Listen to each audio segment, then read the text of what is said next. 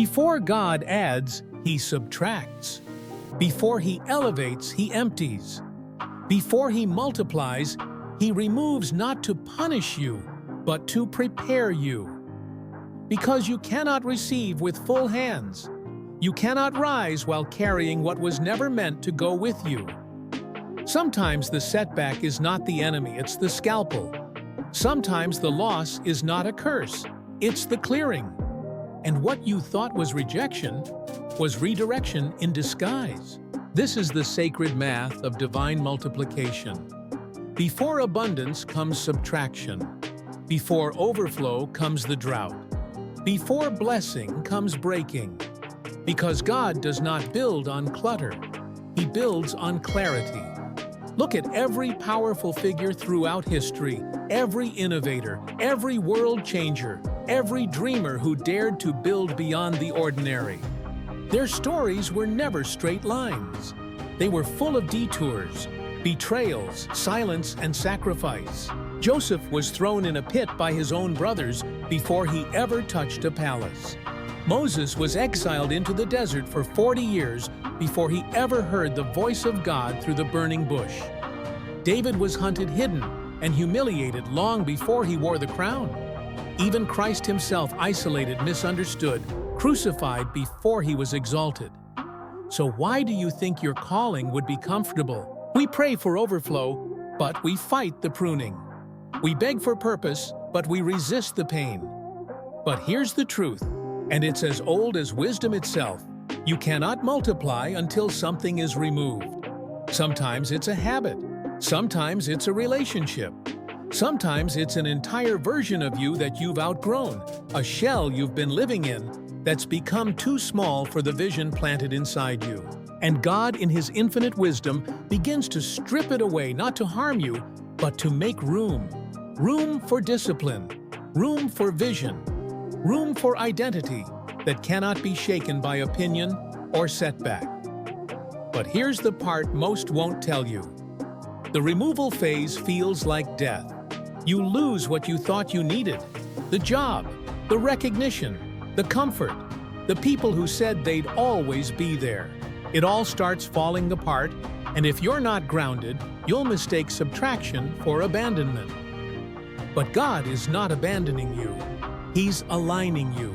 He's cutting away what can't hold the weight of where He's taking you. He's removing what would collapse under the weight of multiplication. Don't curse the pruning. Don't resent the loss. Because the faster you release what He's trying to remove, the faster He can replace it with something far more powerful. This is what most people never understand. They think breakthrough is just about effort, just about discipline. But sometimes it's about letting go, surrendering control, releasing the outcome, and trusting the process that breaks you only to build you stronger. You say you want to be great, but do you want to be refined? You say you want overflow, but are you willing to endure the empty? You say you want purpose, but can you walk through the part where nothing makes sense? Because that's where most people turn back. They think silence means absence. They think closed doors mean rejection. They think pain means punishment.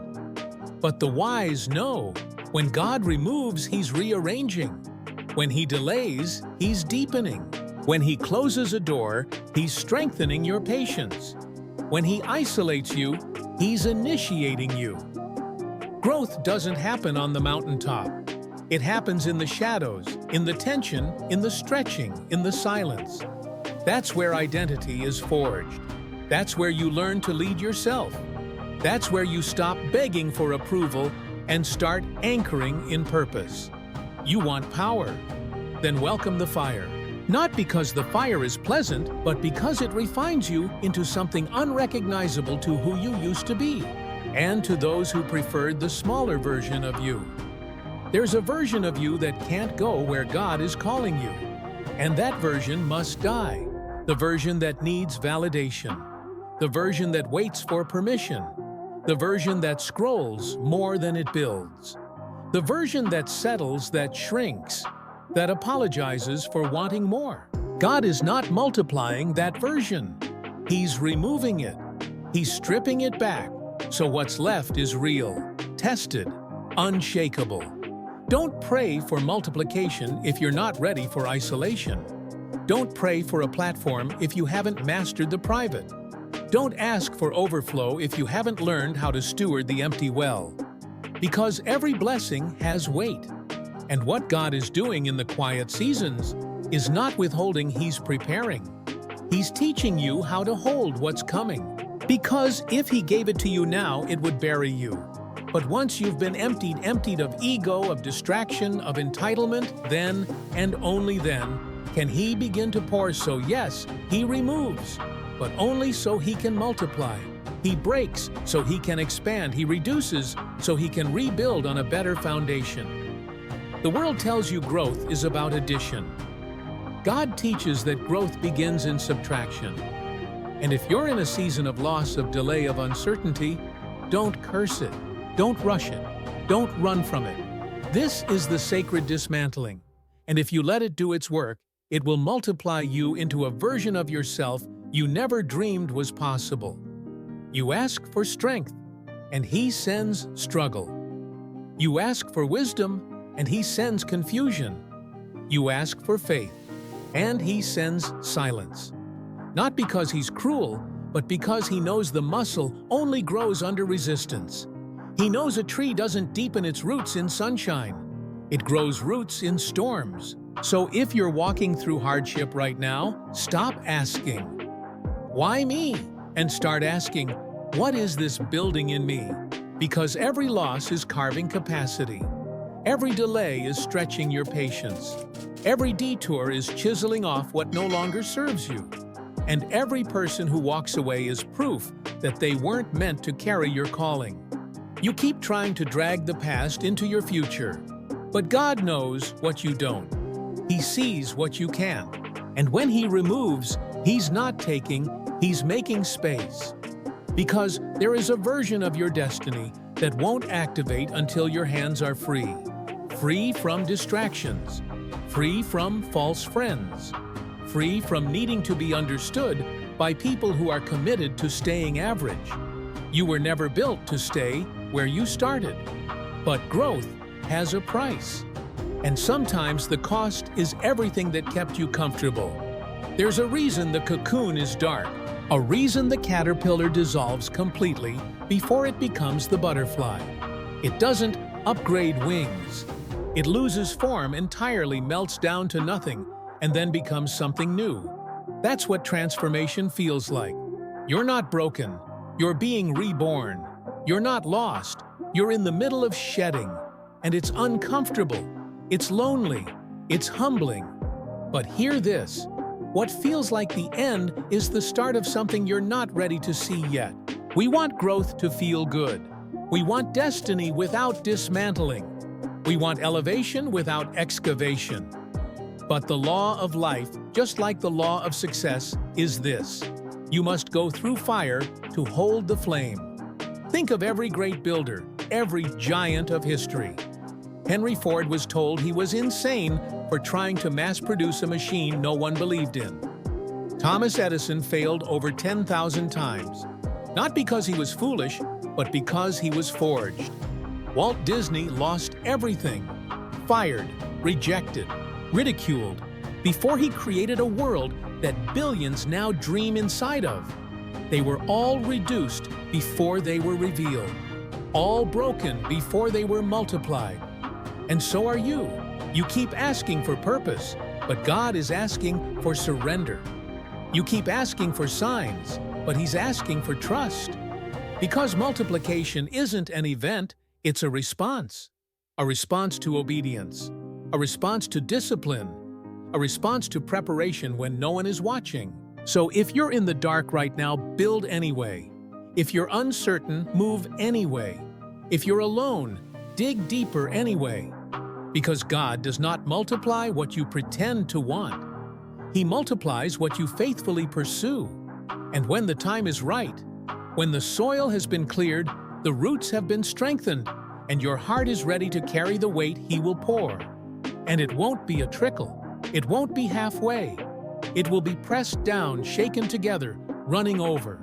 But you must first prove you can hold it that you can steward blessing without ego, that you can walk in power without arrogance, that you can be elevated without forgetting who carried you through the valley. Multiplication is never random. It's precise, it's deliberate, it's divine. But it always begins in the wilderness. That's why the wilderness matters. That's why the silent seasons matter.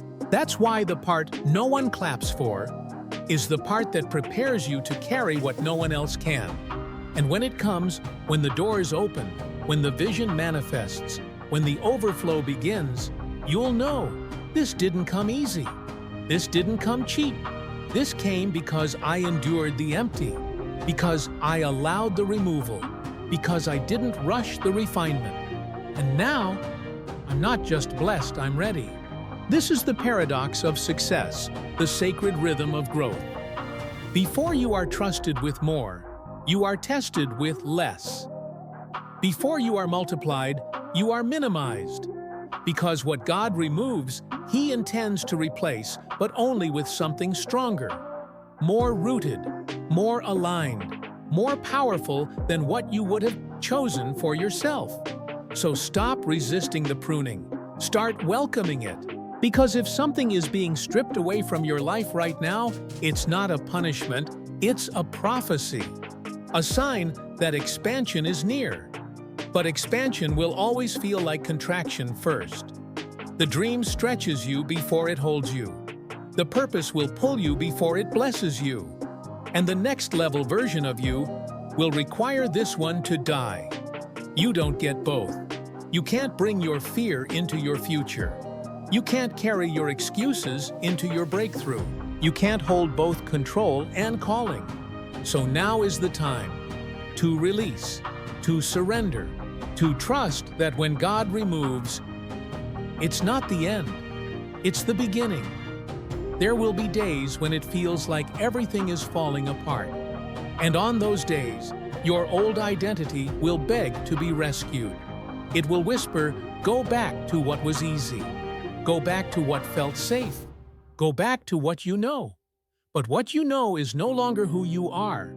And what is easy will never carry what is divine. You are not being punished.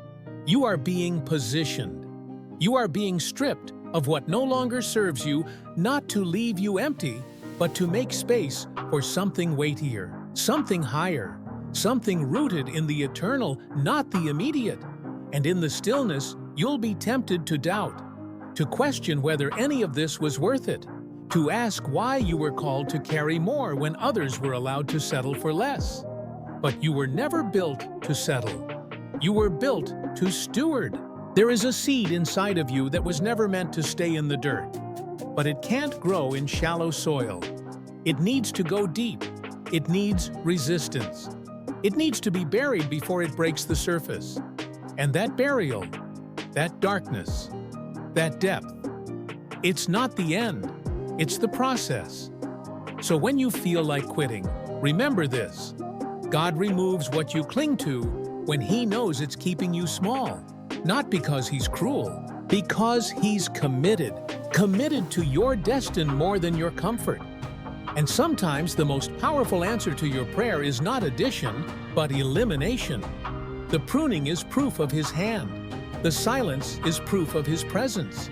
The isolation is proof that your voice is being tuned not to the crowd but to the calling. You want to be used. You want to carry greatness. You want to walk in power. Then you must become the kind of vessel that can't be shaken. You must be emptied again and again until there's nothing left but the essential, the core, the unmovable. Because that's what multiplication demands. It doesn't rest on hype. It rests on holiness. It doesn't grow on noise. It grows in discipline. And if you're in the removal phase, don't fight it. Stand still and listen.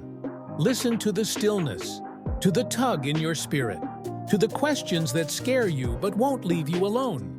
Because the quiet isn't punishment. It's preparation. This is where your clarity returns. This is where your values get refined. This is where you find out what you're really made of. No spotlight, no recognition, no likes, no followers, no feedback. Just you. the work, the war, and the whisper, "Keep going. I'm still with you." And when you finally stop fighting the removal, when you surrender to the dismantling, you begin to realize this wasn't breaking. It was rebuilding. God never subtracts without intention. He never allows loss without layering purpose underneath it. You think you lost something valuable, but maybe what you lost was the limitation. Maybe what walked away was the weight you weren't meant to carry. Maybe what fell apart was what would have crumbled later. But now He's rebuilding it stronger. Because what He's multiplying in you won't just bless you, it will bless generations. It won't just change your circumstance, it will redefine your character. But He cannot multiply what is built on ego. He will not multiply what you're not willing to let go of. And He refuses to multiply what will lead you away from Him. So He removes, not to hurt, to protect, not to delay, to redirect, not to reduce, to multiply in a way you could never orchestrate on your own. This is what it means to trust. Not when it's easy, not when it's obvious, but when the lights are out and the plans have failed and the applause has faded and the path looks more like wilderness than wonder. That's when trust is tested. That's when the roots are forced deeper. That's when the unseen work becomes undeniable strength. And that's where you stop asking, "Why is this happening to me?" and you start declaring, "This is happening for me." So breathe. You're not being buried. You're being planted. You're not being punished. You're being pruned. You're not being abandoned. You're being aligned. And the proof will not be in what you say. It will be in who you become. Because the fire is not the enemy. It's the forge. It doesn't destroy the gold, it removes the impurities. And what you thought would kill you was only sent to reveal you. So hold steady. The subtraction will make sense soon, and the silence will echo with meaning later. And what He is building in the dark will shine in a way no spotlight ever could. But for now, stay faithful. Keep moving forward. Keep showing up in the small. Keep trusting when it's not trending. Keep praying when it feels like no one's listening.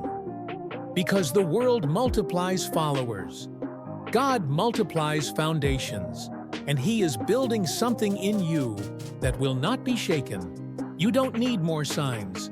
You need more surrender. The moment you truly release what's been holding you down, you'll realize it was never a mountain. It was a mirror, reflecting the parts of you that couldn't grow any further, the old mindsets that once kept you safe, but now keep you stuck. You prayed for transformation. You asked to be set apart. But did you think it would happen in comfort? No one becomes unshakable by staying the same. So when the door closes, thank God. When they walk away, bless them. When the storm comes, stand taller. Because all of it, yes, all of it is part of the multiplication. But multiplication without refinement is chaos. And God is not multiplying to impress you, He's multiplying to prepare you. You're not just being called to more. You're being built for more. And that building won't always feel holy. It won't always feel like progress. It'll feel like grief, like silence, like sacrifice. But those are the fingerprints of transformation. Ask the blacksmith if fire is comfortable. Ask the potter if spinning is easy. Ask the builder if the demolition hurts. They'll all tell you the same thing: destruction precedes design. So stop cursing what you don't understand yet. You're not being dismantled to be smaller. You're being stripped down to the studs so He can build something eternal in you, something that lasts. Because you weren't created to impress. You were created to impact. And impact takes weight. Weight takes capacity. And capacity takes removal. You don't get divine capacity with shallow character. You don't carry overflow with weak hands. You don't walk into legacy without learning how to endure loss. This is God's economy. Before He promotes, He purifies. Before He multiplies, He tests. Before He releases power, He checks for pride. And if you're feeling the tension good, that means you're being trusted with pressure. Because pressure is the prelude to power. It is the proving ground of your integrity. It is the gym of your faith. It is the mirror that reveals what you actually believe. Anybody can speak vision on the mountaintop. But what do you say when the lights go out? When you don't know what's next? When you're obeying and still losing? That's where most turn back. That's where most rationalize mediocrity and call it wisdom. But not you. Not anymore. Because you know now, when things are being removed, it means you're about to be multiplied. The old habits gone. The need to please burned away. The constant noise, the external approval, the addiction to being seen. God removes all of it, because none of it can follow you where you're going. This isn't about self-help. It's about sacred assignment. You're being rebuilt for a reason that's bigger than you. Your obedience is attached to lives you haven't even met yet. Your process is creating ripples that will shape generations. But you cannot multiply what you refuse to surrender. Look around. The people who rise don't always look qualified. They're not always the loudest. They don't always have the perfect resume. But they all have one thing in common. They allowed the subtraction. They didn't fight the empty. They didn't cling to what was fading. They let God prune them. And because of that, they were trusted with more. You don't get more by chasing it. You get more by becoming someone who can carry it. This is where faith stops being theory.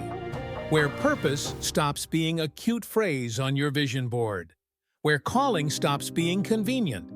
This is where you decide to keep moving, to keep trusting, to keep letting go of what no longer aligns, even if it hurts, even if it's lonely, even if it makes no sense to the world around you.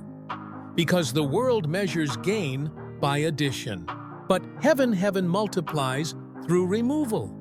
God doesn't need your hype. He needs your humility. He doesn't need your perfection.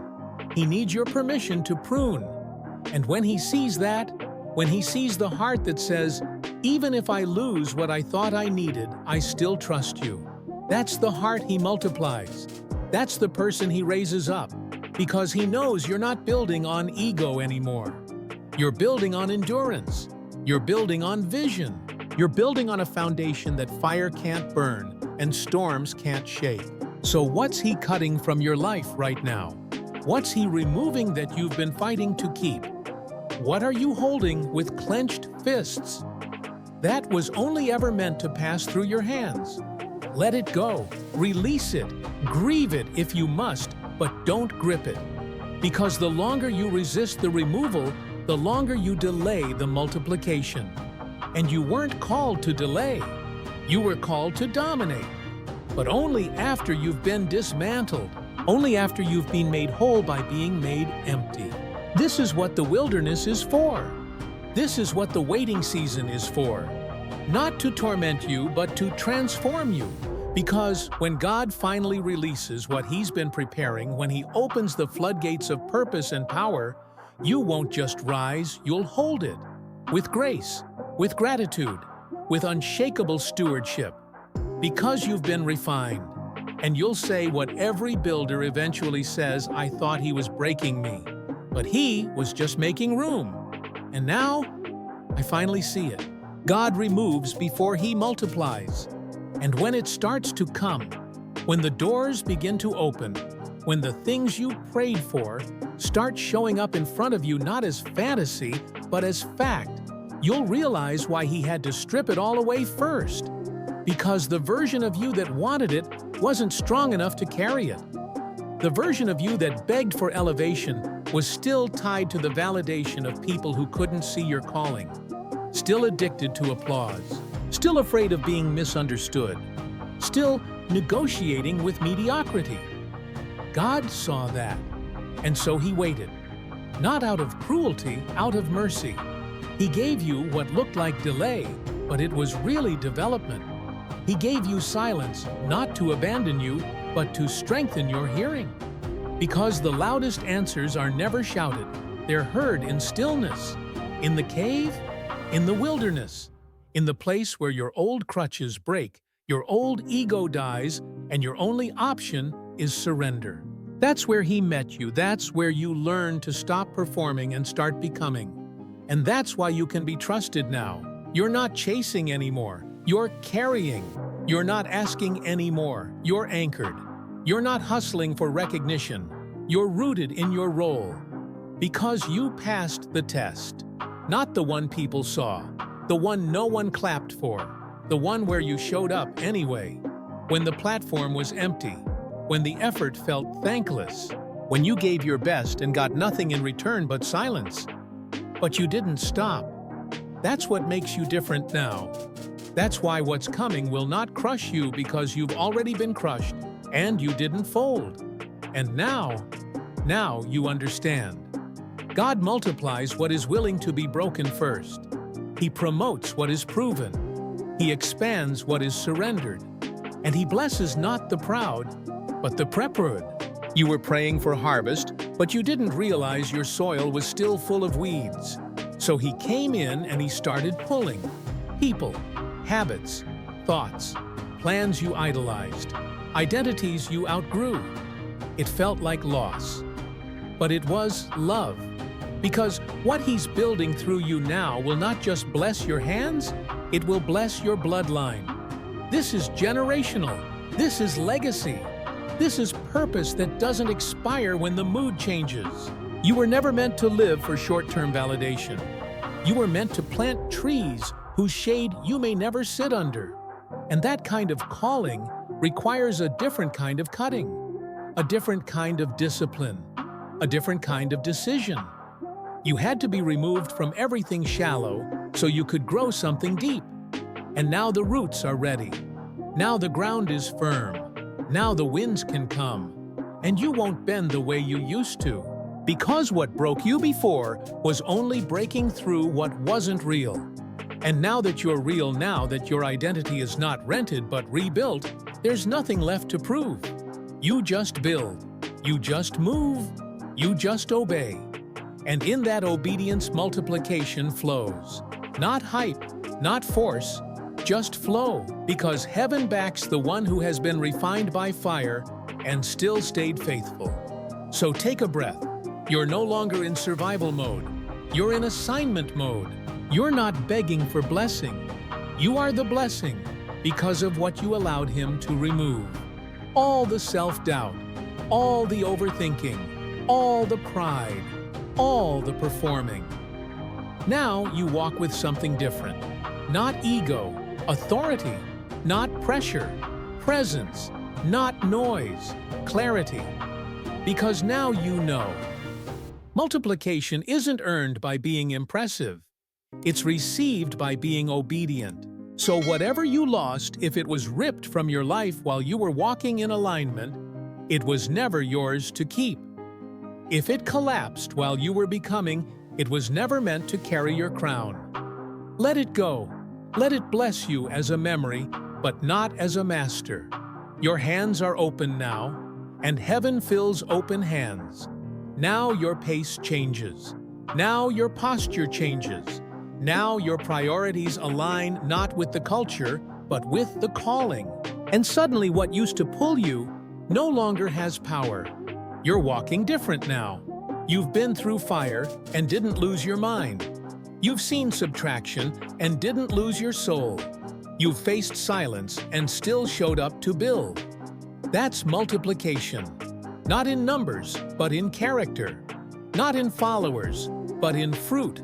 Not in performance, but in peace. You don't need to announce it. You are it. The evidence is in your silence. The proof is in your consistency. The fire didn't destroy you, it delivered you. So let the world wonder. Let them say you disappeared. Let them speculate while you execute. Because when it comes time to reveal what's been multiplied in the dark, there won't be a need to explain. The results will speak.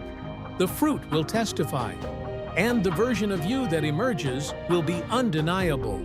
You won't need to convince anymore. You'll just carry. You won't need to prove anymore. You'll just walk, and every step will echo a truth the world forgot before God multiplies. He removes. This is where the old ends, right here. Not with fanfare, not with applause, but with resolve. You've come too far to go back. You've seen too much to unseen it. You've walked through fire and emerged with your vision sharpened, your identity unshaken, your soul branded with something eternal. So what now might you build? Not from hype, not from ego, from wisdom, from obedience, from scars turned into sacred blueprints. The people who make history are not the ones who shouted the loudest. They're the ones who endured the silence. They didn't collapse in the waiting. They became weapons in it. They didn't waste the season of removal. They invested it. And now it's your turn. Because God doesn't just remove to heal you, He removes to reveal you, to show you what you couldn't see when you were attached to your former identity, to expose the false foundation you thought was your strength, to break you out of survival and into strategy. This is where the multiplication begins, not when you get more, but when you become more focused, more anchored, more clear on what is yours to carry, and what must be released forever. You've spent enough time trying to bring old pieces into a new season. You've tried to build the future while dragging your past. You've tried to grow while staying attached to what was never meant to grow with you. No more. Let this be the moment you say, I release it all. The fear, the guilt, the timelines, the lies. I am done negotiating with the old me. Because the new you isn't interested in fitting in. The new you isn't moved by likes or trends or surface-level metrics. The new you is a builder, a leader, a weapon in the hands of God, not polished but proven.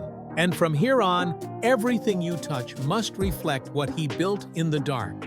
Your schedule, your discipline, your relationships, your standards, your boundaries. Because when God multiplies, He multiplies not just what you do, but who you are. So if He's calling you higher, He's calling you to more than activity. He's calling you to alignment. Don't miss the moment trying to mimic movement. Don't confuse busyness with progress. Don't chase opportunity while neglecting your foundation. This time, build it to last. 44. That means systems, not just dreams. Standards, not just emotion. Daily discipline, not random motivation. This is how multiplication is sustained, not through flashes, but through fire-forged habits. And yes, it will cost you. It will cost you your comfort. It will cost you your excuses. It will cost you the version of you who would rather scroll than show up. The version of you who starts and stops and starts again. The version who chases hype but avoids heat. But when you kill that version, when you bury that blueprint, you create space for something that cannot be taken. This is the part they don't glamorize, the sacred work done in silence. The days you show up when no one sees. The early mornings when your flesh screams but your spirit stands. The lonely nights when your old life whispers, come back, but your soul says keep building. And when you stay long enough in that fire, you don't just build a new life. You become a new you. One who no longer needs to be reminded. One who no longer needs hype to be holy. One who doesn't wait for conditions to be perfect because you've become the condition. You are the breakthrough. It's not coming. It's not arriving. It's being built. Inside you. Through you. Because of everything you endured and refused to waste. And here's what happens next. You don't have to force. You don't have to beg. You don't have to manipulate. Multiplication begins to flow not because of who's watching, but because of who you've become when no one was. That's why He removed. That's why He delayed. That's why He dismantled. Because He wasn't interested in blessing a mask. He was interested in multiplying the real you. So when they ask where you went, why you got quiet, why you stopped posting every thought and chasing every opportunity, you just smile. Because While they watched trends, you were digging roots. While they posted progress, you were becoming undeniable. While they chased exposure, you chose depth. And now what you carry can't be copied, can't be shaken, can't be denied. Because it wasn't built by the world. It was multiplied in the wilderness. So this is it. Not a finish line, a resurrection. A moment you never forget. The line between the old you and the one who finally understood the power of surrender. You stopped asking God for more and started preparing for it. You stopped fighting the loss and started thanking Him for the space it created. You stopped chasing multiplication and became the one He could trust with it. And now your life speaks, not in noise and evidence, the evidence of discipline, the evidence of silence endured, the evidence of dreams built brick by brick in obedience.